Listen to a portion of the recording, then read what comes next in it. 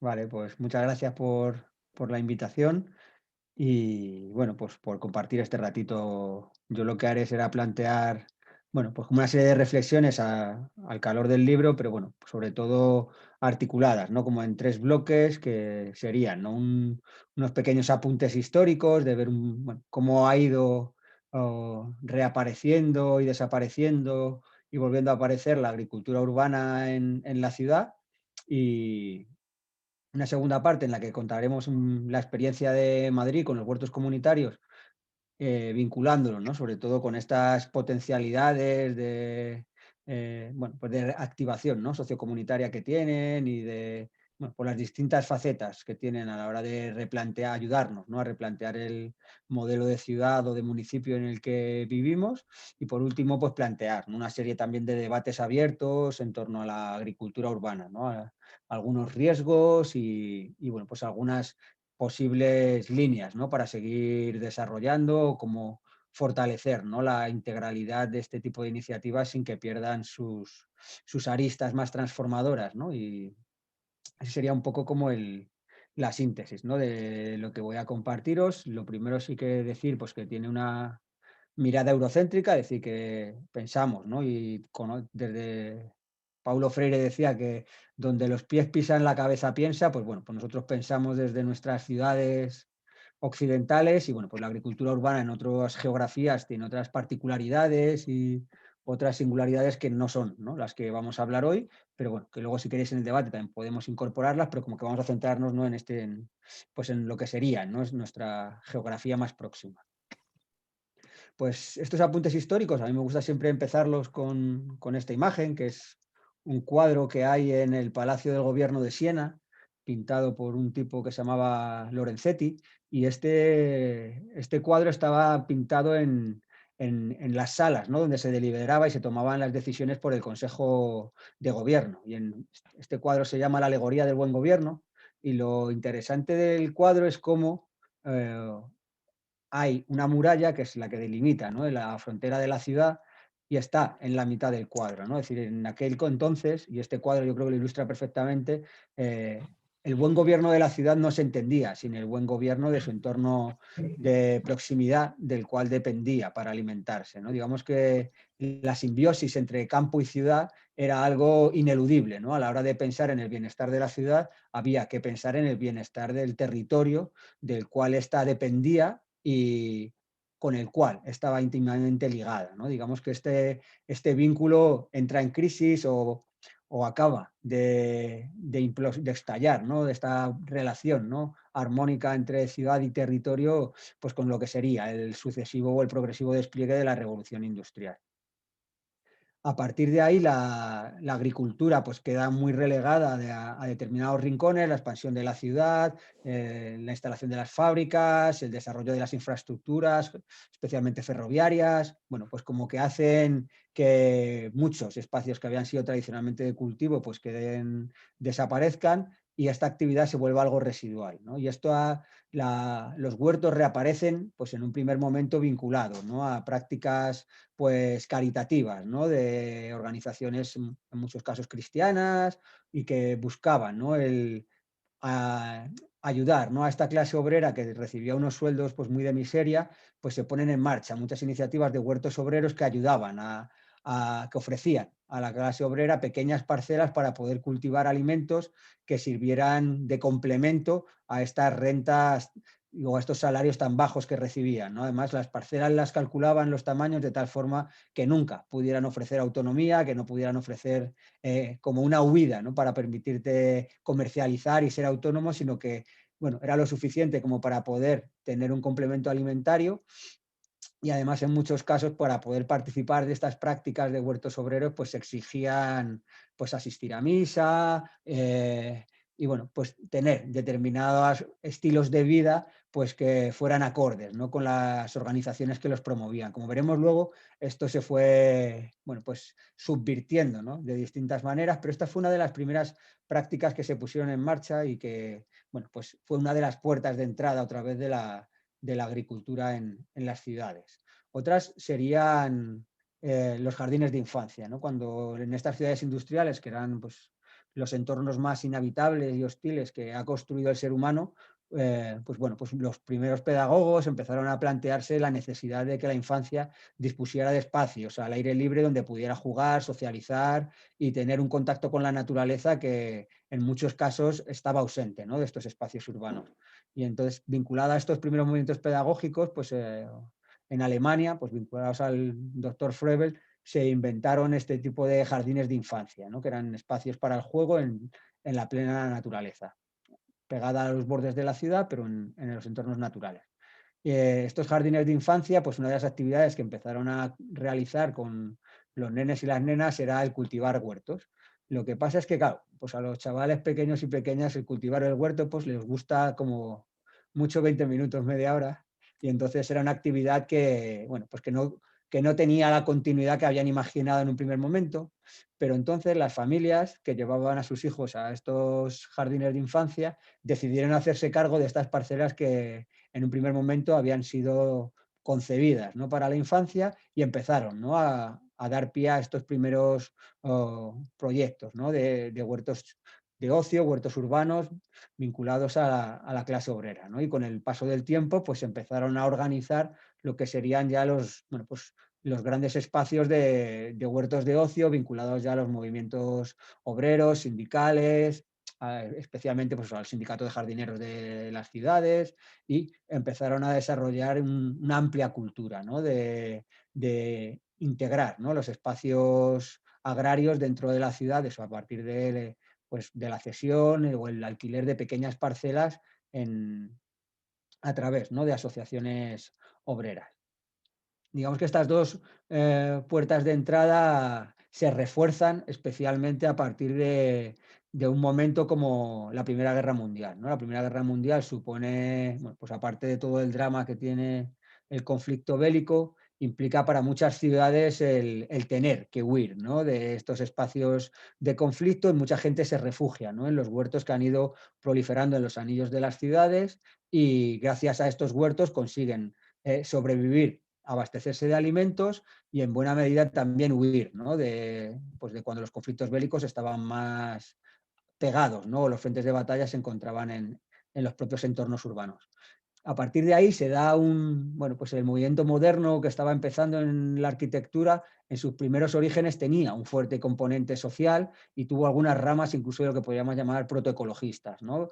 Especialmente en lo que sería Austria y Alemania, pues se dan los primeros gobiernos socialdemócratas que se empiezan a hacer con las alcaldías de muchas ciudades importantes, ¿no? Y bueno, pues en algunos casos Frankfurt o Viena se convirtieron, ¿no?, en grandes símbolos de cómo reconstruir las ciudades después del conflicto bélico, teniendo muy clara cómo las viviendas obreras que se construían para esta población llevaban siempre incorporado un huerto, ¿no? El huerto se había convertido en un elemento crucial, y para estos urbanistas y arquitectos de principios de siglo era inconcebible, ¿no?, el pensar que una vivienda de nueva construcción se podía hacer sin tener ligada o asociada a un huerto, ¿no? Y vemos, bueno, pues como todas estas arquitecturas empezaron a desarrollarse teniendo en cuenta, bueno, pues esta vinculación, ¿no?, entre arquitectura y espacios de cultivo asociados a las viviendas.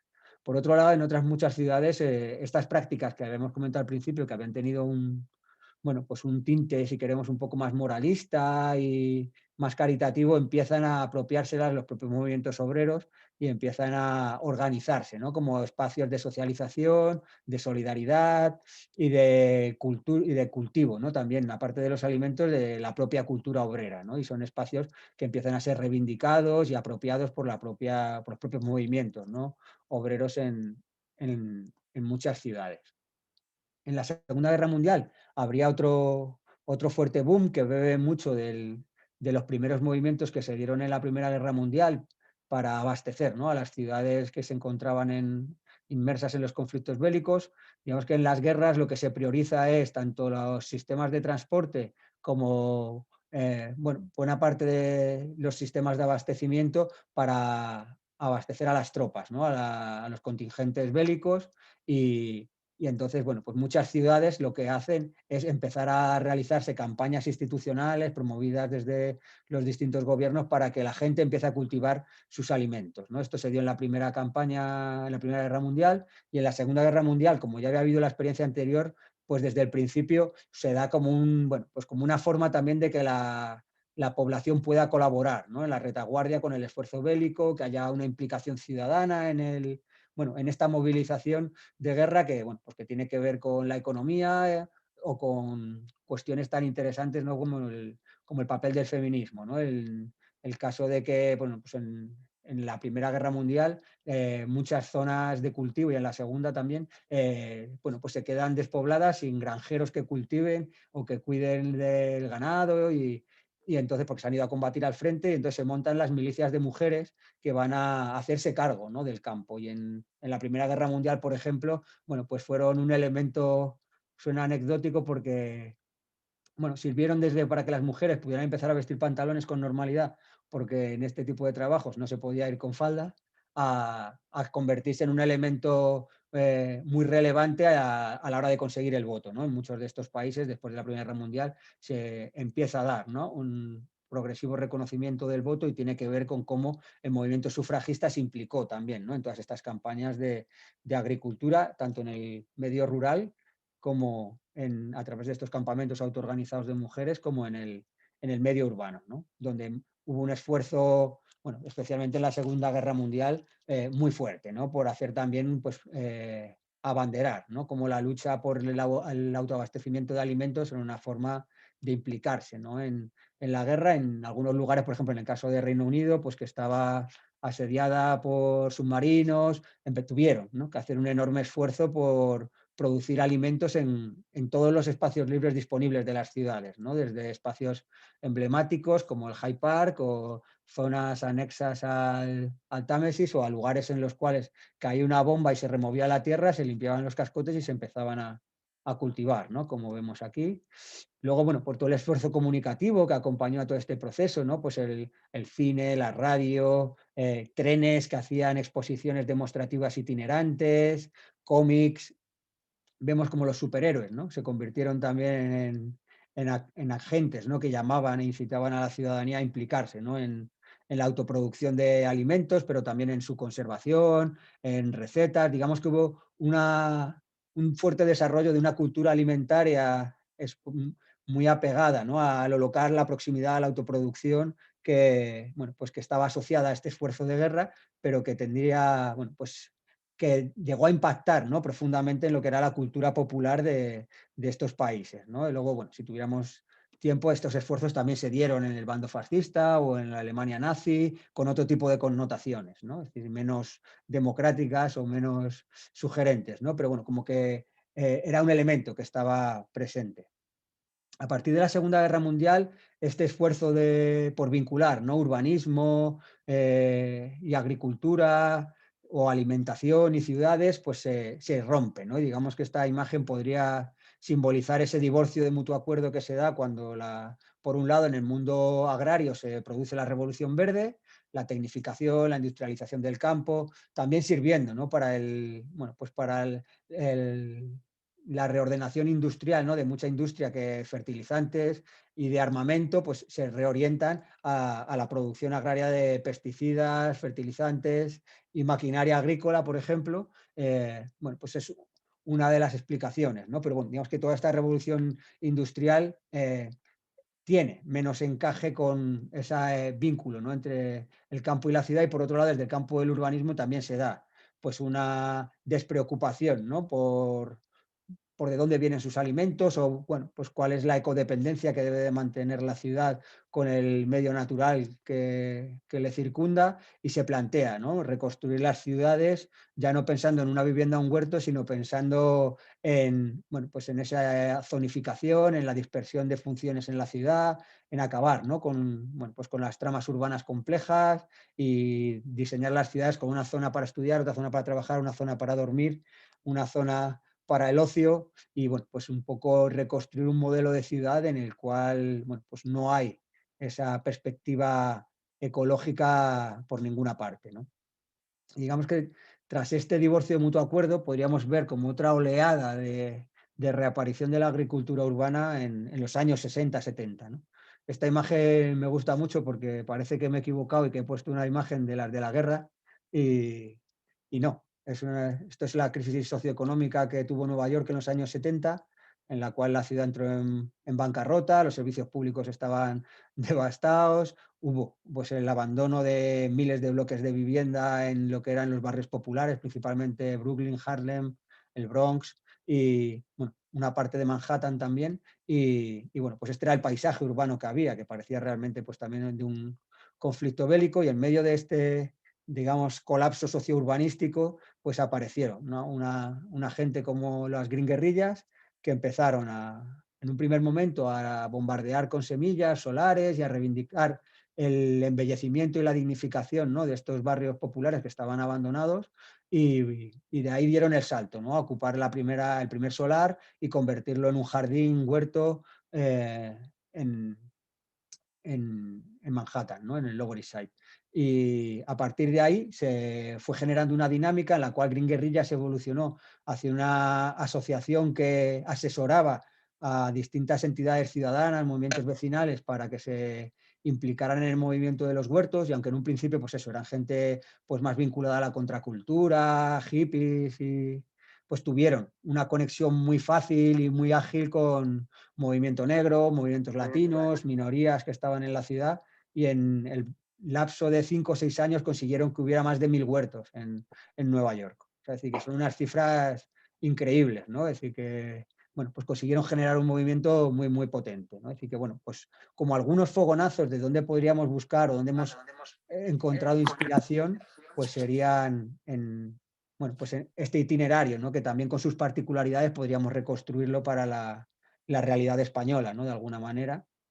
Y bueno, pues este es un artista también que hizo un huerto muy chulo ahí en Nueva York. Y bueno, pues digamos que este pequeño repaso histórico quería que sirviera como para que pensáramos sobre todo en una clave que luego podemos comentar, que tendría que ver con pensar cómo la agricultura urbana ha estado inexorablemente asociada en sus distintas oleadas a los contextos de crisis, ¿no? Es decir, ya sean conflictos bélicos, ya sean crisis socioeconómicas, ya sean conflictos sociourbanísticos. Es decir, la agricultura ha emergido cuando ha habido una necesidad en la ciudad por una emergencia de abastecerse de alimentos, o por una necesidad también de volver, ¿no?, a reconfigurar socialmente, no solo alimentariamente, bueno, pues los barrios en que se encontraban afectados, ¿no?, por distintas problemáticas. Es decir, sería como una primera idea que molaría que nos guardemos para luego charlar. Y bueno, pues luego ahora compartir un poco cómo ha sido la experiencia de Madrid. A mí me gusta hablar de esto de la acupuntura urbana, y generalmente para hablar de un cambio en la ciudad pues se hablaba de la cirugía urbana, ¿no?, de grandes intervenciones que transformaban radicalmente un paisaje urbano, implicaban grandes inversiones, eran operaciones irreversibles y o sea, demandaban eso, muchos costos, y eran muy agresivas, ¿no? Y frente a eso pues surgió, ¿no?, la idea de la acupuntura urbana como intervenir, ¿no?, a partir de medidas pues, más locales, más flexibles, reversibles, y que buscaran un alto impacto a partir pues, de ser poco agresivas, ¿no?, con el entorno construido. Y yo creo que los huertos y la agricultura urbana pueden funcionar, ¿no?, como estos elementos de acupuntura que, si se multiplican y se ponen en los lugares clave de un cuerpo, pueden ayudar a sanar el conjunto de la ciudad, ¿no? Este es el primer huerto que se montó en Madrid, estaba en el barrio del Pilar, ahí en el norte. Y bueno, pues estos son gente vinculada a la asociación vecinal, gente joven de la asociación vecinal de la zona. Y este es un descampado, un espacio interbloques baldío, lo limpian, lo empiezan a dar forma y lo convierten en esto, ¿no? Esta fue la primera experiencia, y a partir de ahí, bueno, pues empezamos, ¿no?, a entrar en contacto con distinta gente, que nos parecía una iniciativa muy chula, y se fue replicando, ¿no?, en distintos barrios, recuperando espacios degradados o zonas verdes baldías, y se fueron poniendo en marcha este tipo de proyectos, ¿no? Y digamos que hay dos factores que ayudan a coordinar todo este proceso. Por un lado es la Federación Regional de Asociaciones Vecinales de Madrid, que, bueno, pues que digamos que montamos el primer espacio de coordinación, de encuentro y de intercambio, ¿no?, entre las iniciativas de huertos urbanos que había en la ciudad. Empezamos a coordinar las iniciativas y a a pensarlas, ¿no? En clave un poco más estratégica, aspirando a su regularización y a tener, bueno, pues como una apuesta de futuro con el tema de los huertos urbanos en la ciudad, y posteriormente a partir de la red de huertos urbanos comunitarios que se conformó unos años después, ¿no? Y a partir de ahí, bueno, pues hemos conseguido, yo creo, el que estas pequeñas islas verdes conformen un archipiélago con capacidad ya de empezar a incidir de alguna manera en la propia ciudad.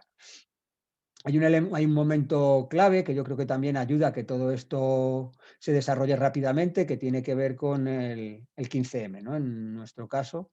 Y bueno, pues el huerto simbólico que se monta en la Puerta del Sol y que luego, bueno, pues cuando las asambleas de barrio se dispersan, ¿no? Por toda la ciudad, pues muchas asambleas se encuentran con qué pueden hacer para echar raíces en el barrio y transmitir, ¿no? La sensación de que se está empezando a transformar la realidad local. Pues muchas de estas asambleas deciden empezar a montar huertos y entonces se da un espacio, ¿no? Pues de interacción, ¿no? Con movimiento vecinal, asambleas del 15M, y en muchos casos ayuda a que en muy poco tiempo surjan decenas de proyectos que se acaban integrando en la red de huertos. En otras ciudades se dan dinámicas parecidas también. ¿Y esto qué conlleva? Pues que si echáramos los números de qué ha pasado en España con la agricultura urbana, veríamos como en 2006 hay solamente 14 municipios que tienen proyectos de huertos urbanos, y en total tienen eso, 21 zonas de huertos, porque algunos municipios tienen como varias zonas, ¿no? Donde tienen estos equipamientos, ¿no? de huertos urbanos.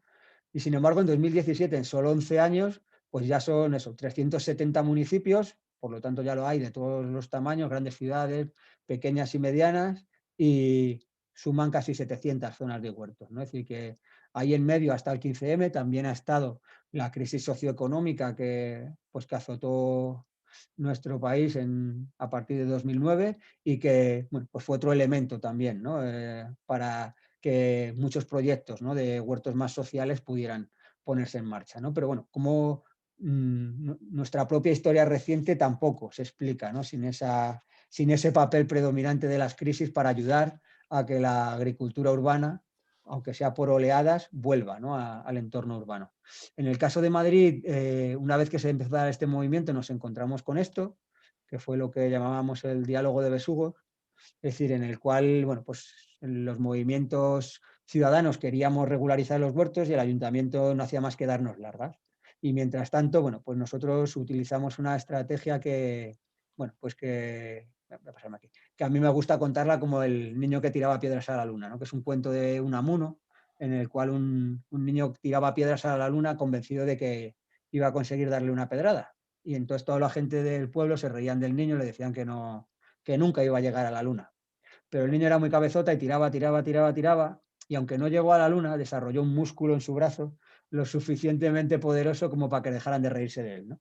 Entonces yo creo que con esto de los huertos sucedió algo parecido, ¿no? Digamos que en ese momento del diálogo de besugos nosotros conseguimos ir articulando, ¿no? Un movimiento que fue ganando legitimidad social, que consiguió el apoyo de las universidades, que consiguió bueno, pues un amplio eco mediático por parte de los medios de comunicación, que se fue vertebrando y articulando pues, de forma coordinada, por lo cual bueno, pues, transmitía también, yo creo, una sensación pues, de creciente solvencia de cara a las instituciones, y llegamos a conseguir hasta el apoyo de Naciones Unidas, ¿no? De ser reconocidos como buena práctica desde la sociedad civil en un concurso internacional de buenas prácticas.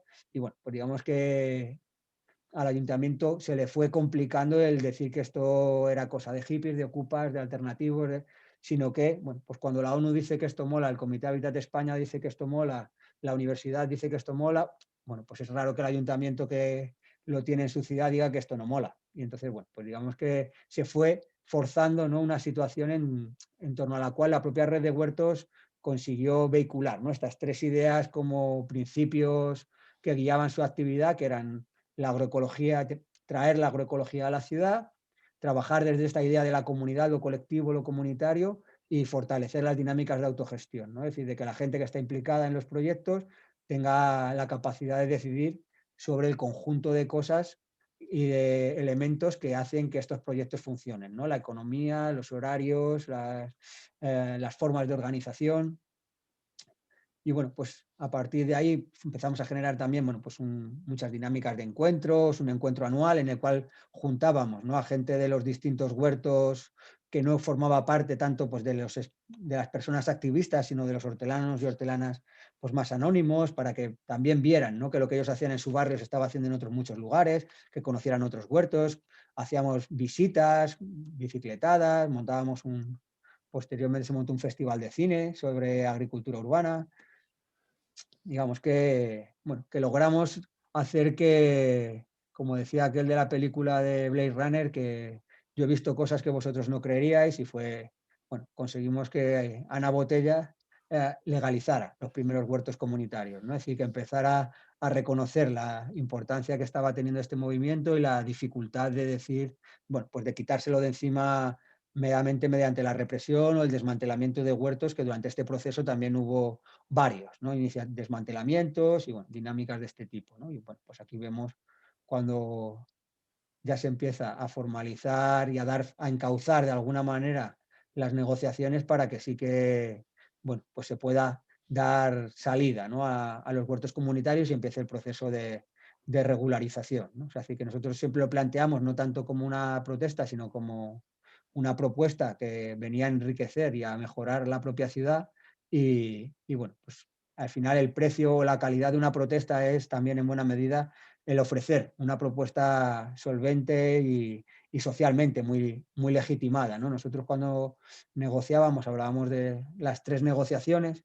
La primera, la que cada huerto hace consigo mismo, ¿no?, de realmente tener esta vocación de futuro, de hacerse responsable de la gestión de un espacio a lo largo del tiempo y de apostar realmente por regularizarse, ¿no? Esa era la primera negociación. La segunda era de cada huerto con su propio entorno, es decir, de buscar el apoyo del tejido asociativo, ¿no?, del lugar en el que estaba integrado, es decir, asociaciones vecinales, grupos scouts, AMPAs o grupos ecologistas, y aquello que estuviera vivo en términos sociales a su alrededor tenía o buscábamos que avalara, ¿no?, cada proyecto de huerto, y que de tal forma que el huerto, ¿no?, también entrara a ser una pieza dentro de los tejidos comunitarios locales, ¿no? Y por último, una vez que ya teníamos estas 2 negociaciones previas medianamente armadas, podíamos ir, ¿no?, a la regularización con, bueno, aspirando a tener algún tipo de éxito, ¿no?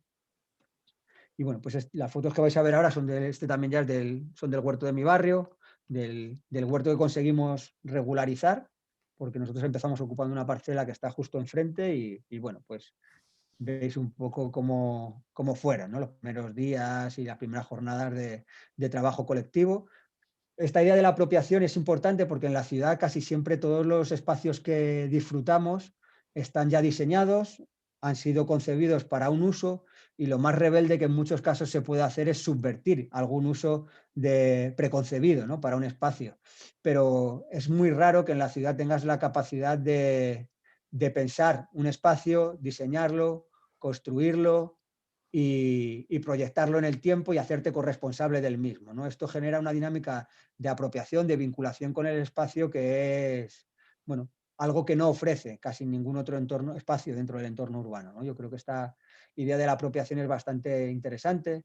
Luego la capacidad de atender a los espacios informales, ¿no? Es decir, de cuidar las dinámicas que se podían ir generando en cada uno de estos huertos, que iban más allá del propio ir a cultivar alimentos, ¿no? Ya, pues en mi huerto, por ejemplo, una cosa que pasó muy chula fue pues que había un grupo de personas que bajaban a tejer los viernes, que no les gustaba ir al huerto a plantar verduras, pero se fortaleció pues esta dinámica, se acabó generando un colectivo de personas que ya no solo bajaban al huerto, sino que iban al espacio del centro social, y se generaba, ¿no?, una dinámica asociativa a partir de cualquier atisbo, ¿no?, de dinámica grupal, de agregación que encontrabas en el huerto. Se trataba de fortalecer, ¿no?, este tipo de prácticas. Luego nos encontramos que los huertos son, bueno, pues de los pocos espacios también que permiten actividades compartidas, ¿no?, de forma intergeneracional, ¿no?, lugares en los que pueden convivir haciendo cosas, aunque no sean exactamente las mismas, desde un niño de 3 años, como mi hijo, a un abuelito como Francisco de 70 y pico, ¿no? Entonces, bueno, este tipo de espacios en la ciudad tampoco son fáciles de encontrar, y estas dinámicas intergeneracionales son, bueno, pues raras, ¿no? Casi en nuestras ciudades, y creo que los huertos urbanos tienen mucha potencialidad para esto, igual que para generar dinámicas interculturales, ¿no? Son espacios muy flexibles, abiertos y muy permeables también a que gente de otras culturas sea capaz de interactuar, ¿no? En mi caso, por ejemplo, en el caso de nuestro barrio, nosotros el vínculo con la comunidad china, hasta que no montamos el huerto, no habíamos tenido otro vínculo que no fuera ir a comprar a un chino. Y entonces a partir del huerto sí que se implicaron un grupo de familias chinas y, bueno, pues llevan ya un montón de años y es el único espacio de interacción social que hemos encontrado, ¿no? Con esta comunidad, ¿no? Y yo creo que es interesante dentro de, bueno, pues de lo particular, ¿no? Que luego siempre decimos, ¿no? Nosotros en los barrios de que plantamos tomates pero cosechamos relaciones sociales, ¿no? Que tiene que ver con que la dimensión productiva de los huertos quizás no es lo más relevante, sino que es cómo se pone en relación, ¿no? Esta actividad de la producción de alimentos con otro tipo de dinámicas asociativas, ¿no? Pues en el huerto hemos hecho desde conciertos a tertulias filosóficas, bueno, los epicúreos eran una escuela filosófica que se fundó en un jardín en Atenas y entonces, bueno, pues jugando con esto de los epicúreos, hemos ido trayendo a filósofos al huerto a charlar con los hortelanos sobre algún tema en una tarde y, bueno, pues son actividades chulas o talleres, ¿no? Con esto de las conservas, cuando llega el otoño o la primavera. Y otro proyecto, por ejemplo, que tuvimos desde mi barrio tuvimos un huerto en la cárcel de Navalcarnero, con los presos que estaban en tercer grado. Y bueno, pues hacíamos un huerto un día a la semana, teníamos una actividad de huerto, íbamos rotando la gente y manteníamos un huerto con estos presos, que una vez al año también, cuando les daban un permiso especial para venir a visitar nuestro huerto y tener, bueno, pues una, un espacio de intercambio, charla con hortelanos que estaban para salir de prisión, ¿no? Bueno, esta idea un poco, esta es una vista aérea del huerto de nuestra ciudad. Y bueno, yo creo que lo interesante es pensar los huertos como una pieza dentro de un puzzle, ¿no? Que para transformar el sistema alimentario, que es como uno de los elementos por los cuales empujamos las dinámicas de huertos urbanos, pues tenemos que pensar cómo interactúa esta pieza con otras, ¿no? Ya sea la compra pública, ya sea la agricultura profesionalizada, ya sean los grupos y las cooperativas de consumo. Y bueno, pues yo creo que ahí el concebir, ¿no? La agricultura urbana como una pieza clave para repensar el funcionamiento de los sistemas alimentarios es clave a la hora de, bueno, pues de pensar sobre todo su aporte en términos culturales y de nueva relación, ¿no? Con la alimentación. Otra dinámica especial que ofrecen los huertos comunitarios es estas relaciones de cooperación público-social, ¿no? De cooperación entre ciudadanía organizada y administraciones públicas, ¿no? Que en general suelen estar más orientadas a colaborar con el mercado y tienen muchos más mecanismos para trabajar con las empresas, ¿no? Con esto que llaman la colaboración público-privada, y es muy poco o está muy por explorar las potencialidades que tendría realmente si las administraciones se pusieran al servicio de las dinámicas de cooperación público-social, ¿no? Cómo podrían también maximizarse las potencialidades tanto de los huertos como de otro tipo de dinámicas sociales, ¿no? Este tipo de cooperaciones en Madrid se podrían traducir en cosas como proyectos pilotos de agrocompostaje, en el trabajo con los viveros municipales, en lo que es el suministro de plantón ecológico de variedades tradicionales que se hace 2 veces al año, o espacios formativos coorganizados conjuntamente, ¿no? Entre la red de huertos y el ayuntamiento, o, bueno, pues como el hecho de que cuando Madrid firmó en el anterior mandato bueno, se comprometió con el Pacto de Milán para transformar los sistemas alimentarios urbanos, bueno, pues uno de los elementos clave para presionar al ayuntamiento y conseguir que bueno, pues se implicara, ¿no? En este tipo de cuestiones, que es de las pocas además que no se han revertido, ¿no? Con el cambio de ayuntamiento, pues los huertos urbanos fueron un elemento clave, ¿no? Para conseguir este tipo de prácticas, o sea, este tipo de compromisos institucionales. Y por último, pues la última cosa que hemos hecho así que podríamos reseñar sería durante lo que fue el COVID, el primer confinamiento duro, pues articulamos, ¿no? Desde el huerto de mi barrio y posteriormente a través de la red de huertos un mecanismo para poder conseguir salvoconductos, para poder ir a los huertos, evitar que las cosechas se echaran a perder y donar estos alimentos o a los servicios sociales o a las redes de ayuda vecinales que se estaban organizando para dar alimentos a las familias en situaciones más precarias y vulnerables, ¿no? Y, bueno, pues en el conjunto de la ciudad, a lo largo de varios meses, pues se llegaron a cosechar en torno a 5 toneladas de alimentos que fueron a parar a este tipo de redes o a los servicios sociales, ¿no? Que, bueno, no deja de ser algo anecdótico en una ciudad de más de 3 millones de personas, pero bueno, pues yo creo que tiene un componente simbólico ejemplarizante también interesante, ¿no? Y bueno, pues para acabar, lanzaros o compartiros algunos debates o, bueno, reflexiones que algunas de las personas que más nos dedicamos a darle vueltas, ¿no? a esto de la agricultura urbana, pues tenemos, ¿no? Quizás la primera podría ser los riesgos, ¿no? De que la agricultura urbana pase, bueno, pase de sus potencialidades a la prepotencia, y eso es un, bueno, pues sobre todo desde el discurso arquitectónico, pero también, bueno, promovido, ¿no? Por algunas ciudades se está impulsando mucho la idea de las granjas verticales, de los rascacielos que produzcan alimentos y de cómo esto iba a ser una alternativa real para, bueno, volver a tener una agricultura sin agricultores y, bueno, volver a generar, bueno, pues que el sueño ficticio de que las ciudades se pueden alimentar a sí mismas sin depender, ¿no? de los entornos rurales. Es decir, pues esto es uno de los riesgos que están ahí, que, bueno, pues que yo creo que conviene ir conjurando y evitar, es decir, el no ser cómplices, ¿no? de este tipo de narrativas que en muchos casos, bueno, pues más que ayudar, vienen a suponer, bueno, un freno. Y no se trata de no aprovechar, yo creo, las innovaciones tecnológicas, que, bueno, luego podemos hablar sobre esto, porque hay algunas innovaciones que para la agricultura urbana pueden ser muy interesantes, pero no volver a caer, ¿no? en el cuento de la autosuficiencia de las ciudades, de los rascacielos y y de la agricultura cultivada con luz artificial, ¿no? Porque, bueno, si se hacen los balances energéticos de este tipo de proyectos, pues más que agricultura urbana, en algunos casos lo llaman agricultura nuclear, ¿no? Porque para abastecer algunas ciudades así necesitaría solo 3 centrales nucleares, solo para alimentar este tipo de edificios, ¿no? que necesitaría.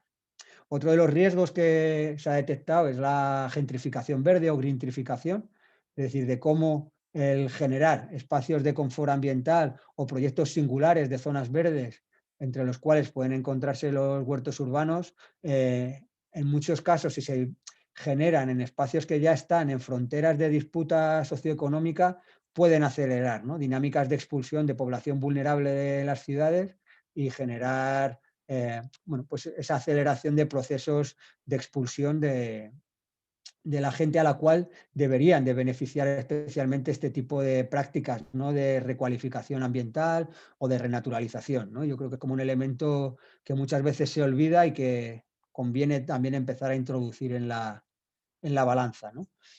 Por otro lado, la idea de la ortodiversidad, es decir, que nosotros pensamos que en la ciudad tiene que haber muchos huertos que cumplan funciones sociales y ambientales diferentes y que esto es posible en la medida en que empecemos, ¿no? a pensar y a mirar la ciudad con esas gafas que yo ponía un poco al principio, pues si pusiéramos las gafas de cómo maximizar la producción de alimentos en los entornos urbanos, podríamos pensar, ¿no? en cómo se podían construir infraestructuras verdes alimentarias, repensar planes de jardinería, maximizar el uso de azoteas, es decir, que habría un montón de posibilidades para seguir, ¿no?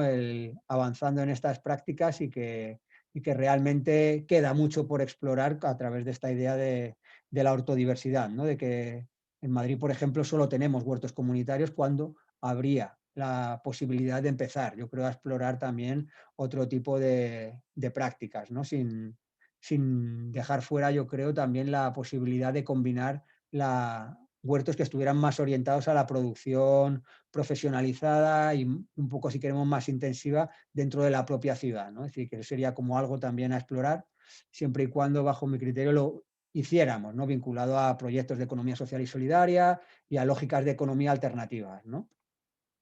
Y bueno, por último, la idea de la bioregión, ¿no? Es decir, que quienes pensamos mucho en la agricultura dentro de la ciudad, no debemos olvidar esta perspectiva, ¿no? Más territorial, regional, y cómo para pensar en transiciones ecosociales a la escala urbana, la ciudad no puede ser el único objeto y objetivo de nuestra reflexión, sino que tenemos que buscar cuál es la unidad de complejidad mínima para pensar cuestiones críticas, ¿no? Como el abastecimiento de alimentos, los flujos de energía, la gestión de los residuos o el abastecimiento hídrico, ¿no? Entonces yo creo que pensar desde ahí las transiciones nos permite también quitarnos, ¿no? Yo creo un sesgo urbanocéntrico y buscar, ¿no? Yo creo cuáles serían estas unidades territoriales a través de las cuales deberíamos de empezar a pensar de forma coordinada la transición, ¿no? Yo creo que esta idea de la biorregión es muy interesante para situar, ¿no? Si antes decíamos que la agricultura urbana era una pieza, ¿no? Para transformar el sistema alimentario urbano, pues la propia ciudad con dinámicas de agricultura urbana y otro tipo de prácticas ecológicas debe ser una pieza dentro de este complejo, ¿no? Territorial más amplio que deberíamos de empezar a explorar, ¿no? Y bueno, pues yo, para no extenderme mucho más, lo iría dejando por aquí. Este es un mural que pintamos en el huerto de mi barrio y que yo creo que sintetiza muy bien esta idea que, bueno, pues de muchas de las personas que hemos impulsado y promovido la agricultura urbana, ¿no? De cómo, bueno, en estos huertos lo que se cultivan son pequeñas gentes que realmente serán quienes sean protagonistas de muchos de los procesos de cambio que realmente puedan hacer que transitemos de la mejor manera posible hacia la sostenibilidad. Y esto, bueno, como Michael ya lo ha puesto antes, pues no me ahorro el presentar el libro donde contamos, bueno, pues estas batallas, algunas otras, y bueno, pues algunas no salen porque son anteriores, ¿no? A cosas que hemos ido trabajando a posteriori. Así que, bueno, pues ahí ahí lo dejo y si queréis pasamos a compartir, charlar, críticas constructivas, comentarios, lo que veáis. Vale, estupendo. Pues muchas gracias, Cois. Ha sido súper interesante. Yo creo que la mejor forma de hacerlo es o con la mano, sabéis poner la mano, que es en chatear, hay una cosa que podéis poner la mano y yo voy mirando y voy, sabes, que lo hagamos en orden, ¿no? Entonces, bajo chatear hay una cosa que puedes hacer que es, oh, joder, bueno, perdona, no, reacciones es levantar la mano, ¿vale? Y ahí puedes, así lo controlamos mejor. Y luego la otra alternativa es ponerlo en el chat, la pregunta, y luego os doy turno. Yo quería hacer una pregunta a Cois antes, cuando estáis pensando en las preguntas, sobre el impacto psicológico de los huertos, porque me parece, no sé si ha habido estudios sobre lo que conlleva a nivel personal a las personas de distintas edades y todo, el participar en los huertos, porque hay dos temas. Primero, el contacto con la naturaleza y segundo, el tema de pues, el contacto con la gente, ¿no? Las que falta en esta sociedad. Hay un montón de estudios, ¿no? Al respecto sobre el papel, ¿no? Si pensamos, por ejemplo, en temas de voluntariado ambiental, que sí que se ha investigado bastante, es una de dentro de las actividades de voluntariado, en cuanto a sensación de gratificación personal, la gente que hace voluntariado ambiental suele ser la que tiene como las puntuaciones más altas de gratificación, ¿no? Y de bienestar personal. Y lo curioso es que aquellos que dentro de la participación ambiental se dedican a la actividad hortícola, están todavía por encima, ¿no? De los del voluntariado ambiental. O sea, que sería una de las actividades que mayor bienestar emocional genera, ¿no? Por reconexión con la naturaleza, como tú decías, por autorrealización, en la medida en que comerse algo producido por uno mismo genera también unos niveles de, bueno, pues de autoestima, orgullo y demás que, bueno, porque otro tipo de actividades no ofrecen. Y luego si además estamos en dinámicas más colectivas, comunitarias, pues tienes todo el plus pues de valores relacionales, ¿no? Como planteabas, que también son como un efecto de bienestar personal enorme, ¿no? O sea que yo sí que creo que que son una de las prácticas que además generan mayor prosociabilidad, es decir, que la gente que se involucra en ellas, en muchos casos, si las dinámicas que se dan en los huertos son socialmente sanas, en el sentido de que hay, bueno, pues espacios de acogida, metodologías participativas, que se trabajan dinámicas colectivas, bueno, pues son uno de los espacios que, bueno, pues que mayor facilidad tienen para replicar bueno, pues como estas dinámicas de que la gente trate de trasladar, ¿no?, este tipo de vínculo con lo social hacia, yo lo llamo como toboganes, ¿no?, que tú llegas al huerto para comerte un tomate que has cultivado tú mismo y acabas en el AMPA y no has entendido muy bien por qué. Los huertos son, además, eso, como un espacio de primera experiencia asociativa, ¿no?, para muchísima gente, porque son espacios como más accesibles y de ahí luego derivan a vincularse, ¿no?, a otras expresiones, ¿no?, de los tejidos comunitarios en muchas ocasiones, ¿no? Pues muy bien, muchas gracias, Cois. Una pregunta de Mario. Tienes que quitar el micrófono. Ya lo he puesto. Bueno, a ver, era más bien un comentario, ¿no? Que tanto lo que has estado comentando como las fotografías aportadas y demás están referidas especialmente a huertos desarrollados en grandes ciudades y concretamente en Madrid, por ejemplo, ¿no? El caso de las poblaciones en las que vivimos la mayor parte de los presentes en esta charla, y concretamente el Escorial y San Lorenzo, que son poblaciones del orden de los 17 o 18.000 habitantes. Hay, por decirlo así, el caso que comentábamos al principio informalmente, de estas personas que, digamos, tienen su parcelita y la explotan con fin alimentario propio, básicamente, o a veces para compartir un poco, pero cada uno en su parcela, ¿no? Es decir, solo poner en común el oficio, por decirlo de alguna manera. Luego están las experiencias que estamos desarrollando, en las cuales participa Entorno Escorial y algunas de las personas también individualmente, pero que tampoco alcanzan, digamos, ese nivel de movimiento social que tú has descrito y que es muy entendible en el caso, y además específicamente creo que tu barrio es Vallecas, ¿no? Digamos aquí, los que estamos en esos huertos por parte de Entorno Escorial tenemos un concepto de la horticultura ecológica dentro de todo lo posible, ¿no? Otros no tanto, a pesar de que estos huertos promovidos por los ayuntamientos sí que ponen como condición las prácticas ecológicas, ¿no? Entonces, quizá nos cuesta un poquito más darle ese tono, a pesar de que sí que encuentras personas participantes que aunque empiecen a participar con una intencionalidad quizá un poquito más personal, sí que llegan a compatibilizar y como hacer más común su trabajo, ¿no? Bueno, era un poco el comentario ese que quería aportar.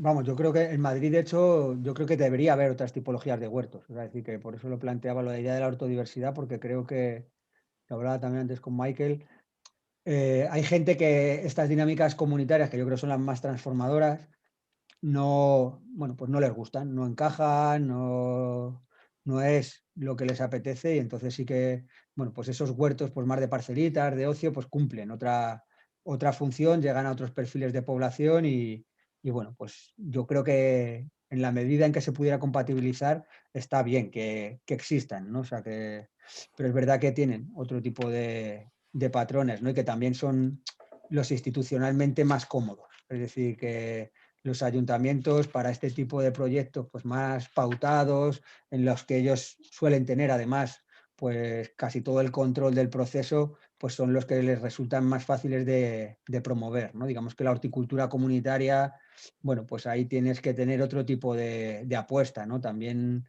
a nivel político, pues de apostar, ¿no? Por descentralizar mínimamente el poder, por generar dinámicas de confianza en los tejidos asociativos, por eso, pues ceder, ¿no? La gestión de espacios públicos a entidades ciudadanas. y que yo creo que ahí hay, bueno, como que también para el propio poder es el formato más cómodo, ¿no? Muchas veces. O sea, que yo creo que también ahí, bueno, pues es un conflicto cultural y en el cual, bueno, pues las dinámicas de participación en un huerto como fuera de un huerto, pues chocan muchas veces con las inercias culturales de nuestra sociedad, ¿no? Entonces, bueno, yo creo que al promover otro tipo de modelos, pues nos toca muchas veces remar contracorriente, ¿no? O sea, que eso... Y luego, bueno, si os interesa también, bueno, conoceréis, ¿no? Imagino, pues lo de Increíbles y Comestibles o proyectos singulares que hay también en municipios más pequeños, que es verdad que también en muchos casos, bueno, pues al tener menores presiones económicas por el suelo en algunos casos y en otros por tener también menos presiones mediáticas, a veces se dan a la experimentación con mayor facilidad que otros entornos urbanos, ¿no? O sea, es decir, que hay veces que hay experiencias súper potentes y súper bonitas de municipios pequeños. O sea, que eso ahí también hay, bueno, yo pongo la lupa un poco ahí porque al final, claro, al hacer como gran relato, si queremos un poco, pues buscas, ¿no? Como episodios que podían ser simbólicamente un poco más impactantes, ¿no? Más reconocibles, pero al final la historia está llena de historias con minúsculas. O sea, que eso... Gracias, Cois. Tenemos dos personas. No sé si quieres comentar algo. Laura, has puesto algo en el chat y luego Fran.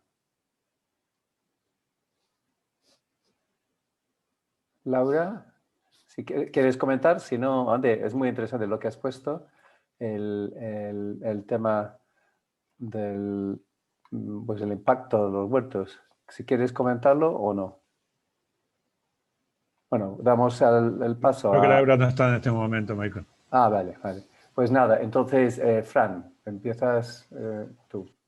Bueno, aludiendo un poco a lo que habéis comentado, me ha parecido muy interesante tanto la respuesta de Cois como bueno, todo lo que ha dicho Mario, y quería aludir a un par de cosas. Aquí, en concreto, nuestra escala semi-rural, urbana de pueblos como el Escorial de San Lorenzo, hay que recordar que aquí hay un fenómeno, no, un modelo ya de antiguo de población y de estructura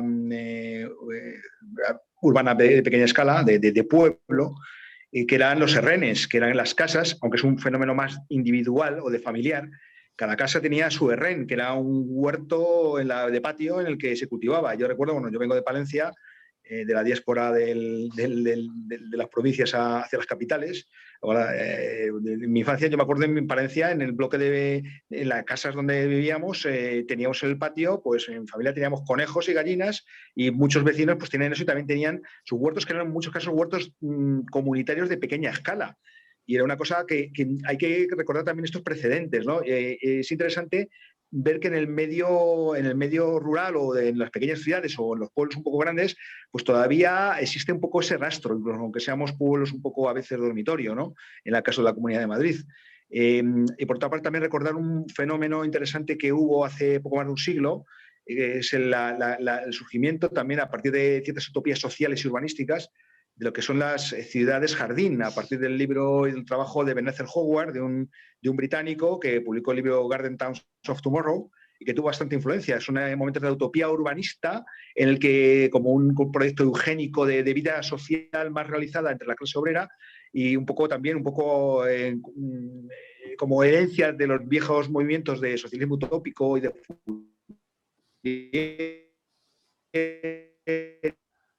todas estas cosas, de las comunas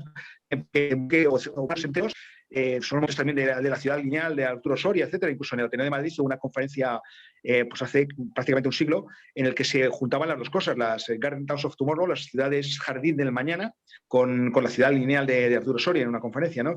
Entonces había ahí unos modelos de utopía social que yo creo que estamos recuperando en este momento presente desde otros paradigmas. Y yo creo que son muy interesantes esa especie de multifuncionalidad al que ha aludido Cois, no directamente con esta palabra, pero sí esa vertebración a partir de lo que son los movimientos de los huertos, con un carácter muy políticamente muy concienciado, no en concreto necesariamente respecto a una línea política concreta, que también, sino en cuanto a una conciencia ciudadana de asumir el propio destino y de querer, digamos, recuperar unos espacios que son colectivos, ¿no? Entonces yo creo que ahí es muy interesante toda la serie de dinámicas de construcción de lo colectivo y de la comunidad y de lo comunitario a partir de fenómenos como estos de los huertos. Gracias, Fran. Y- Perdona, ¿puedo interrumpir? Que estamos grabando, lo comenté al principio de la charla en verde, que el tema, pues he visto un par de niños y no, si el tema de grabar, para que salen los menores, esto depende de los padres, ¿sabes? Solamente para deciros. Sí. Cois. No, que la intervención de Francisco me parece perfecta. O sea, que yo en el libro, vamos, nos fijamos se habla de la historia de las ciudades jardín, tanto de los proyectos como de lo que fue la construcción, de su inspiración, de todo lo que fue lo de la ciudad lineal de Arturo Soria y, bueno, pues cómo dialogaba, competía y conflictuaba con la ciudad jardín. Sí, sí, o sea, decir que es la historia de los huertos escolares, la institución libre de enseñanza, o sea, que sí que hacemos como una genealogía, si queremos, ibérica de cómo se vinculan, ¿no? Ese tipo de experimentación también en nuestro propio territorio, aunque tuvieran, bueno, en muchos casos menor arraigo, ¿no? Por industrialización más tardía, por propias particularidades también sociourbanísticas.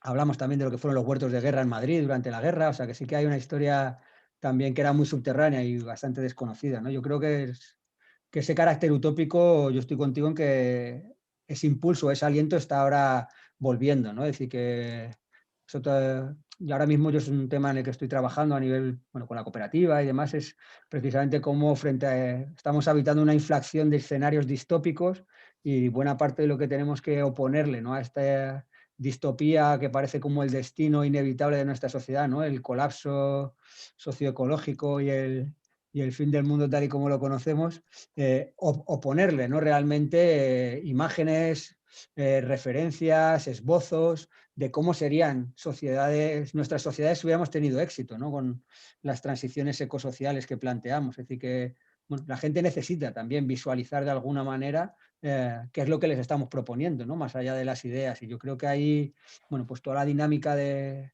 la agricultura urbana es uno de los elementos que simbólicamente está jugando, ¿no? Es decir, yo he acortado la charla frente a otras que hago un poco más largas, pero por ejemplo, otro de mis archivos fotográficos que hago desde hace años es, bueno, pues las grandes protestas que se van dando a partir del 15M y cómo en todas las grandes acampadas, todo este tipo de espacios, ya no hay ninguno de ellos que no tenga un huerto. Es decir, el último que saqué hace poco, pues de las acampadas en Estados Unidos del Black Lives Matter, pues en Seattle y en alguna acampada de Washington, los huertos, ¿no? La gente se va a acampar y el huerto en el fondo ya es como una reivindicación simbólica de otra vida, ¿no? O de otra ciudad dentro de la ciudad. Y yo creo que necesitamos, ¿no? Que proliferen mucho tipo de generar ecosistemas de prácticas alternativas por modestos, imperfectos, con sesgos y carencias y con mil dificultades y críticas que tengan, pero estamos en un momento que necesitamos experimentar mucho. O sea, es decir, que Einstein decía, ¿no? Que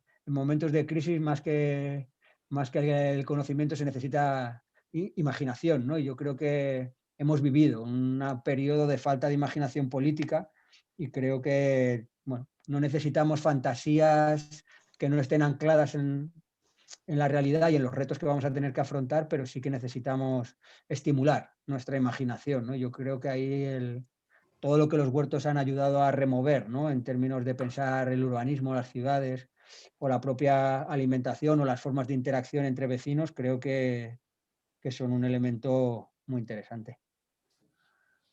Gracias, Cois. No sé si alguien más tiene una pregunta.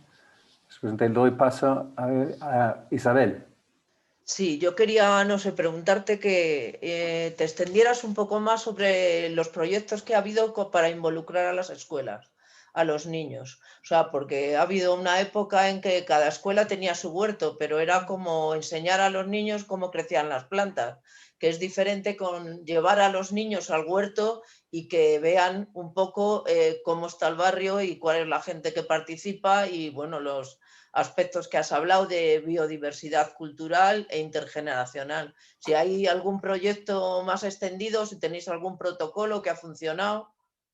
En Madrid predomina el proyecto de huertos escolares de cada escuela tiene su huerto, ¿no? Es decir, que, por ejemplo, nosotros en el nuestro, hasta que cambió la directora de un cole que nos pillaba más cerca, que era bastante maja. Ahora hay una mujer un poco más sosa y ya no deja salir a los niños, pero sí que cuando empezábamos teníamos, ¿no?, visitas escolares que venían al huerto, los niños plantaban, luego podían venir con las familias, visitar el huerto, ver cómo crecía su planta, generar un vínculo que también a nosotros nos ayudaba, ¿no?, a tratar de integrar a las familias en las dinámicas más comunitarias. Pero era algo raro, ¿no? En general, los huertos escolares de Madrid tienen su propio huertito y funcionan, ¿no?, como tú bien planteabas, como una dinámica pues más de aprendizaje muchas veces de cómo crecen las plantas, el ciclo de los vegetales, y en algunos casos pues incluso sí que trabajan ideas vinculadas a la agroecología o la comida saludable o cosas de este tipo, ¿no? Aunque hay proyectos en otras ciudades que sí que han trabajado, bueno, vincular este tipo de dinámicas de huertos urbanos y huertos escolares de forma más hibridada, ¿no? Quizás uno de los proyectos que a mí más me gusta está en Sevilla, en el huerto de Miraflores, que es uno de los huertos sociales más grandes de la ciudad y que, bueno, son como 300 parcelas de este tipo de las pequeñas, pero bueno, pues ahí no tienen que irse tampoco los vecinos porque bueno, los ocuparon hace más de 30 años con la asociación de vecinos, una historia, una lucha reivindicando un parque bastante interesante, pero el caso es que reservaron varias parcelas dentro de todo este conglomerado, ¿no?, de parcelas de huertos de ocio para que lo gestionen las AMPAs, ¿no? Y sí que hay una interacción entre parcelas que gestionan las AMPAs con los hortelanos, con la asociación vecinal, con grupos ecologistas locales, o sea que sí que hay un espacio bastante interesante, ¿no? Y hay otros proyectos pues más también microlocales en los cuales sí que hay ese vínculo entre lo que sería un huerto comunitario en concreto, ¿no?, y dinámicas escolares. Pero no es algo que yo conozca así que esté como súper bien hibridado, ¿no? Las dinámicas comunitarias, educativas e institucionales. Digamos que ahí, por lo menos en la mayor parte de los ayuntamientos, los huertos escolares serían una rama, huertos sociales, huertos comunitarios irían por otro lado. O sea que no hay una visión integrada de la agricultura urbana. O sea que yo creo que es otra de las cosas que, bueno, que falta y que, bueno, también es lógico en la medida en que en nuestro contexto, bueno, pues yo creo que ha tenido como una implantación muy rápida y se ha consolidado fuertemente, pero no hay una tradición que haya permitido, bueno, pues abordar todo esto de una forma integral, ¿no? Pues yo ahora con lo del COVID, por ejemplo, pensaba también en lo que ha sucedido en otras ciudades. En Madrid inventamos el protocolo este para poder ir a los huertos, que nos dejaran ir, que no bueno, si nos paraba la policía pudiéramos tener salvoconductos y demás, pero en otras ciudades los huertos urbanos se consideraron infraestructuras esenciales y por lo tanto la gente que vivía a menos de 1,5 kilómetros para evitar temas de desplazamientos podía acudir a los huertos urbanos, ¿no? Por todo esto que comentabais también antes del bienestar y en algunos otros contextos urbanos, por ejemplo en el caso francés, también tenía que ver con que algunos huertos urbanos realmente en áreas urbanas muy deprimidas son un complemento alimentario de primera importancia, o sea, como muy vital para el mantenimiento de familias que van muy al límite, ¿no? Entonces, bueno, o sea, que cerrar los huertos era agudizar esos problemas bueno, pues de vulnerabilidad, ¿no?, de mucha gente, y entonces, bueno, pues sí que se plantearon, ¿no?, como infraestructuras esenciales. Nosotros al Ayuntamiento de Madrid también se lo hemos planteado, que sería interesante, ¿no?, trabajar una especie como de, a futuro, plan de emergencia, resiliencia y que se pensara la agricultura urbana desde una perspectiva integral y como una pieza, ¿no?, dentro de planes que tienen que ser mucho más complejos, ¿no?, y tocar otro montón de infraestructuras urbanas, pero bueno, o sea, que sí que sería algo como por explorar, yo creo, como esta mirada, bueno, como más integral hacia el cultivo dentro de la ciudad y cómo poder generar conexiones y maximizar las potencialidades.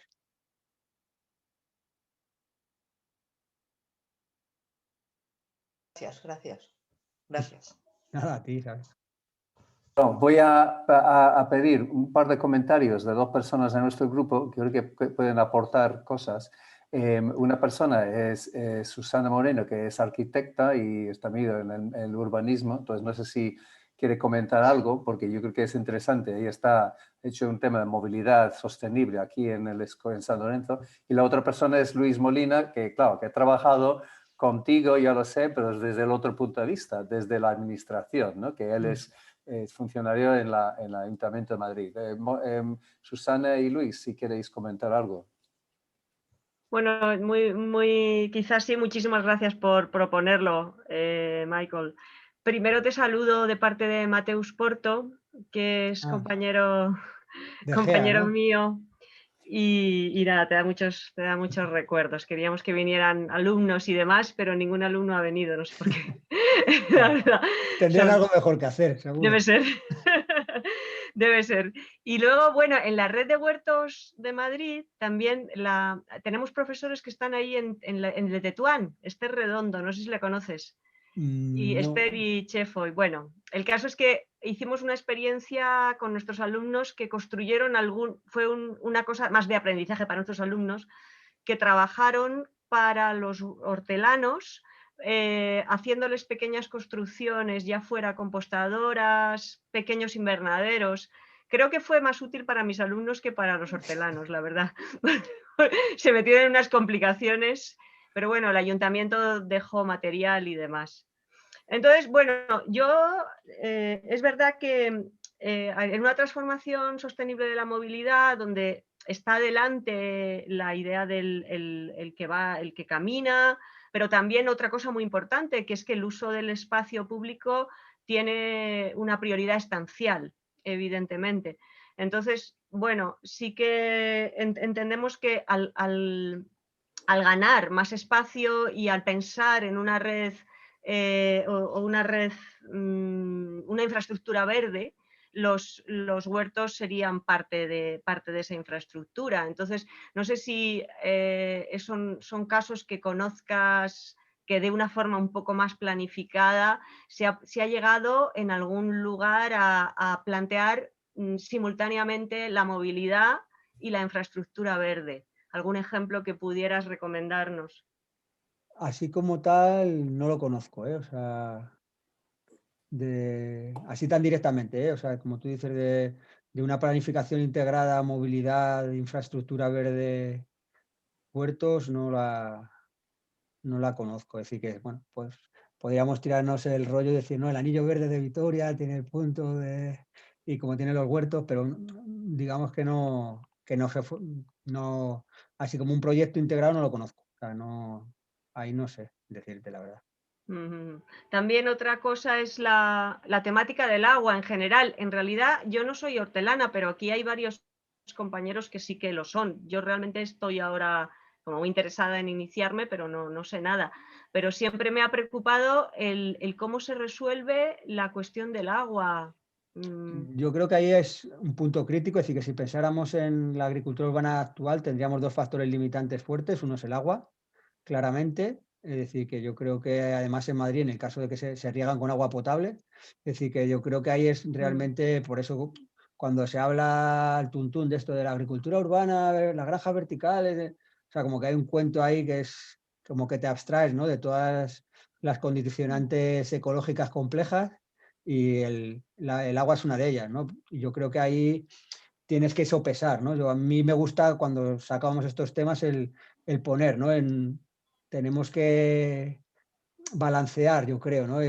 Los aportes sociales y socioambientales en términos culturales, educativos, si queremos, de reconexión con la naturaleza que nos ofrecen los huertos comunitarios, con el impacto ambiental que supone regarlos con agua potable. Por lo tanto, también es un factor que limita estructuralmente la cantidad de huertos que puedes permitirte tener con ese recurso. Es decir, que yo creo que es un factor claro y que hay que explicitar, ¿no? Es decir, otra cosa es en entornos en los cuales, por ejemplo, el huerto esto que decía de Miraflores, allí siguen regando a manta porque recargan con un acuífero subterráneo, o sea que siguen regando a pozo y bueno, pues los excedentes de agua vuelven al acuífero, ¿no? O sea que hay lugares en los que a determinadas prácticas de riego o la extensión de la agricultura urbana puede estar apegada a tener unos recursos que hay que estudiar. Es decir, el agua es uno de ellos. Y el otro es la contaminación. Es decir, que en Madrid hemos logrado empezar a darle importancia a esto, se han hecho algunos estudios, hay un convenio del ayuntamiento con la Facultad de Minas y bueno, se va monitorizando la evolución de los suelos con determinado tipo de contaminantes para ver si no son tóxicos, ¿no? Es decir, que yo creo que es uno de los elementos críticos. En algunas ciudades sí que ha habido casos de huertos urbanos al final a los que ha habido que quitarles toda la tierra y llevársela a vertedero o a a otro tipo de lugares en los cuales su uso no estuviera ya asociado a la producción de alimentos, ¿no? Y recargar los huertos trayendo tierra fértil de fuera otra vez, ¿no? Es decir, que ahí tienes por eso que empezar a sopesar cuáles son los balances metabólicos, ecológicos y sociales, culturales, bueno, pues qué equilibrios eres capaces de construir, ¿no? Es decir, que es verdad que son como matices muy pertinentes. Que sería interesantísimo, desde luego, en un sitio pequeño, una escala como la de aquí, hacerlo. Pero bueno, Luis, por favor, pregunta tú, que seguro que vas a preguntar cosas interesantísimas. Yo no quería preguntar nada porque a mí me había gustado que viniera Kois a contaros todo lo que os ha contado, que yo creo que es muy interesante, y yo no quería participar para que tuvierais vosotros la posibilidad, porque a mí ya me conocéis mucho y seguramente tendréis la oportunidad. Pero simplemente por puntualizar un par de cosas de los que ha dicho Kois, sí que tenemos un problema que tenemos que estar siempre vigilando, que es el tema del agua, que podríamos intentar regar con agua reciclada, con la que regamos los parques, que para evitar cualquier problemática estamos regando con agua potable, que tenemos mucho cuidado con los suelos. De hecho, tenemos afortunadamente un laboratorio público en el que vamos recogiendo muestras para ver si tienen metales pesados, que suelen ser las cuestiones más complicadas. Y actualmente no hemos tenido problemas con ningún huerto, solo en uno hemos encontrado alguna problemática con plomo, pero lo estamos revisando y que lo tenemos localizado y es una cuestión muy puntual y sin problemática. En los límites, afortunadamente, de lo que podría ser que superara los niveles de referencia, pero digamos, con los parámetros, el nivel de certidumbre que nos podría decir que sí o que no, o sea, que está muy en el límite. Con el tema de abrirlo a tener otro tipo de huertos productores, tenemos un proyecto en el Madrid que se llama Barrios Productores, que quiere poner como unas 250 hectáreas en producción. A mí me parece, por un lado, estupendo, pero por otro lado, viendo la calidad de suelos que tenemos en el Ayuntamiento de Madrid, que son esas arcosas, un poco parecidas a las que tenemos aquí en muchas zonas arenosas, casi implicaría tener que traer tierra vegetal para que fueran realmente productivos. Luego tenemos una ley del suelo tremenda y una ley del suelo, una ley del patrimonio urbanístico que nos obliga a que las cesiones no sean por larga duración y para que un agricultor se ponga a producir en un terreno casi baldío como los que tenemos entre los edificios de Madrid, pues podría ser muy complicado, pero se está valorando y en breve empezará desde el Ayuntamiento de Madrid a trabajar ese otro tipo de huertos productivos dentro del ayuntamiento. Y por último, Isabel, has comentado de los huertos escolares. Tenemos como 206 huertos escolares actualmente, pero como no dependen un poco del ayuntamiento, sino que es cada director el que lo lleva, director o directora de la escuela, pues aunque intentamos darles unos educadores ambientales que les hablen de agroecología, de cómo implementar en las clases de inglés, de lengua con la huerta, pues fluctúa mucho. Incluso ahora con la pandemia, que creíamos que iban a salir más al huerto, hemos encontrado incluso un retroceso en general y se sale menos al huerto que antes de la pandemia. Tienen muy poca colaboración con los huertos urbanos, no porque los huertos urbanos no quieran colaborar, al revés, quieren colaborar, pero es que están muy asustados de salir fuera del cole y que vaya ir a un huerto, visitar un huerto, salvo 3 o 4 que ya son huertos urbanos que realmente son del colegio que está al lado, el siglo XI, el siglo XXI, el Zuloaga, el Quijote. Isabel la Católica, son 3 o 4 que funcionan realmente como huertos escolares, aunque son huertos urbanos comunitarios también abiertos al barrio, pero son los únicos que realmente funcionan así en esa interfaz huerto urbano comunitario, huerto escolar, bien, como ha dicho Kois, que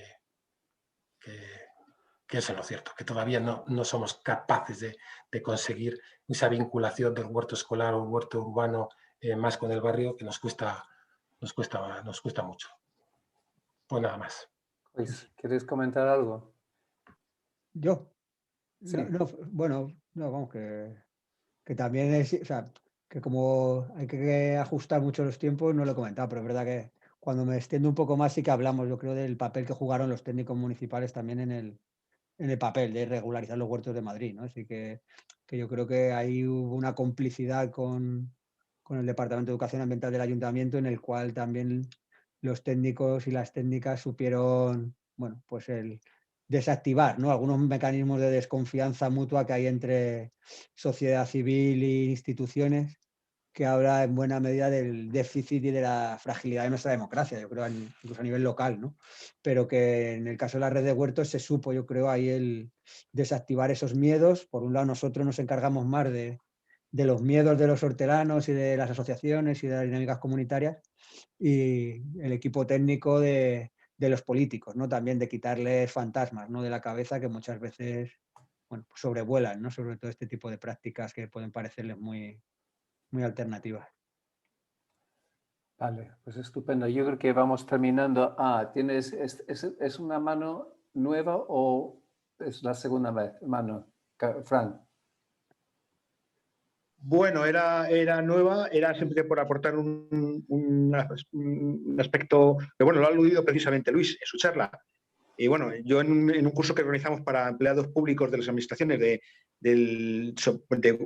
formación en huertos sociales, en huertos escolares ecológicos, perdón, no solamente huertos ecológicos en general, no solamente para escolares, sino también para centros de integración o de centros de internamiento de menores con medidas judiciales, centros penitenciarios, a psicólogos, era educadores, era profesorado, eran empleados y empleadas de mantenimiento, etcétera. Justamente en uno de ellos se daba la feliz circunstancia de que había un huerto escolar pegado a un huerto de la red de huertos sociales, al cual accedimos precisamente porque un compañero de trabajo pues trabajaba, tenía allí también, era uno de los que colaboraban en el huerto. Y sí que se dan, circunstancialmente, ha aludido ya Luis a varios casos de esto, se dan sinergias. Entonces había una valla por medio con una puerta que se abría y se cerraba y se podía pasar de uno a otro. Entonces incluso algunos de los padres, porque era un colegio una cooperativa de profesores y de padres, digamos que estaba involucrado tanto en el huerto escolar propiamente dicho como en el otro huerto social, ¿no? Entonces era bastante curioso, pero vamos, era un poco excepciones, pero sí que se dan casos. Y yo creo que por ahí se puede explorar bastante y ya Luis ha aludido a varios de ellos, así que fenomenal. Solamente eso, gracias. Sí, en Madrid también los centros de Madrid Salud, cuando se tomaban, o sea, es decir, cuando se apostaba un poco más por lo que era la salud comunitaria a nivel institucional, empezó a haber también proyectos, ¿no?, de huertos terapéuticos. Y bueno, yo creo que todo el tema de la ortoterapia es, bueno, como otro elemento también a explorar, que sería muy interesante.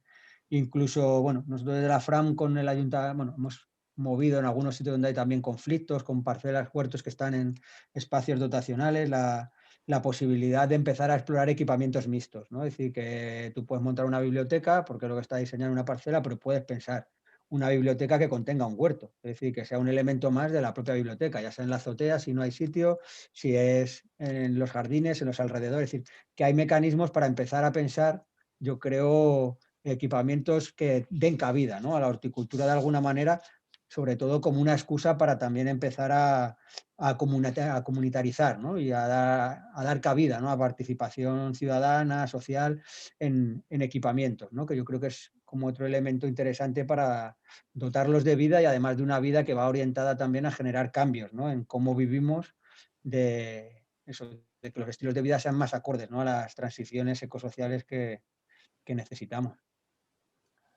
Pues muy bien, pues me parece un buen sitio para terminar la charla y si alguien no quiere decir otra cosa, pues terminemos entonces y damos las gracias a COIS, que ha sido súper interesante. Bueno, y nos han encantado, nosotros que llevamos tanto tiempo con el tema de los huertos, pero nunca hemos tratado sobre este aspecto. Y hemos hecho un montón de seminarios, talleres sobre horticultura ecológica, ir a plantar, de semillas, de todo. Y esa es la primera vez. Entonces, yo creo que ha sido muy interesante. Lo voy a colgar, hemos grabado esto, lo voy a colgar en el YouTube de nuestro grupo. y luego lo compartiré con las otras personas, otros grupos que están aquí. Yo creo que, bueno, podemos dar a Kois un aplauso virtual o... Sí. Y luego, solamente para terminar, de recordar su libro, porque su libro es súper interesante. Realmente, que no sale ahí, porque está una cosa enfrente del otro. Pero bueno, se llama Raíces en el asfalto, pasado y presente y futuro de la agricultura urbana. Y es súper Sí, interesante. de todas formas, si ponéis en Google eso, Raíces en el asfalto, Sí. nosotros tenemos un blog, el libro se puede descargar también en PDF para quien le quiera echar un ojo, y está el libro, vamos, que podéis descargar el libro y cotillarlo y tenerlo en formato digital para quien no quiera tenerlo en papel. Y luego también en el blog hay un montón de artículos posteriores al libro, ¿no? De cosas sobre agricultura urbana o sobre ecología, bueno, de cosas, todo lo que vamos escribiendo y se puede publicar, lo vamos colgando ahí, tenéis ahí, se llama igual que el libro, Raíces en el asfalto, y ahí lo podéis buscar y bucear y leer todo lo que queráis, hasta Pues que os muy bien. aburráis. Pues nada, muchas gracias a todo el mundo y terminemos, ¿no? Muy bien. Chao. Bueno, Gracias, Michael. Gracias, Kois. Adiós. Gracias y buenas noches. Buenas noches. Adiós desde Argentina. Gracias a todos por hacerlo posible. Chao, chao. Un perro El perro también agradece. También. Bueno, Bueno, muchas gracias.